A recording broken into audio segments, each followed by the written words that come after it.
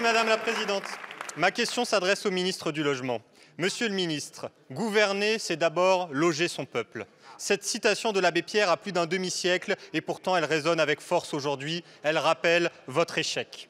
Les locataires sont assommés par les hausses de loyer que vous avez décidées. 3,5% l'année dernière, 3,5% cette année. Depuis que le président Macron a été réélu, il faut payer l'équivalent d'un 13e mois de loyer. C'est une honte. Les augmentations de charges sont astronomiques, jusqu'à 200 ou 300%. Votre bouclier tarifaire ne protège pas les gens, il protège les super-profits des multinationales de l'énergie. C'est une honte. Des milliers d'étudiants dorment au camping, à l'auberge de jeunesse ou doivent renoncer à leurs études. Votre refus de construire des logements Crous les a empêchés de choisir leur vie. C'est une honte. Les habitants du littoral voient leurs logements confisqués par Airbnb et les résidences secondaires. Les enfants du pays restent à la rue pendant que les multipropriétaires dictent leurs lois. C'est une honte.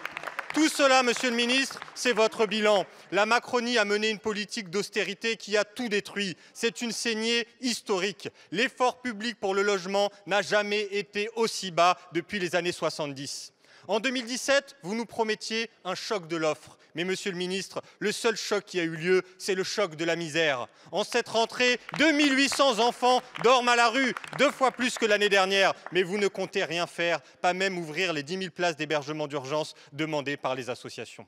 Pour sortir de la crise du logement, il faut d'abord sortir de la logique libérale, sortir de la financiarisation. Il y a une solution, Monsieur le ministre, le retour de l'État.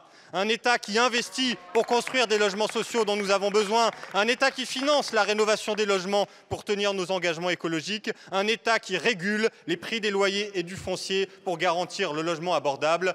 Gouverner, c'est d'abord loger son peuple. Monsieur le ministre, si vous ne vous en sentez pas capable, laissez-nous faire.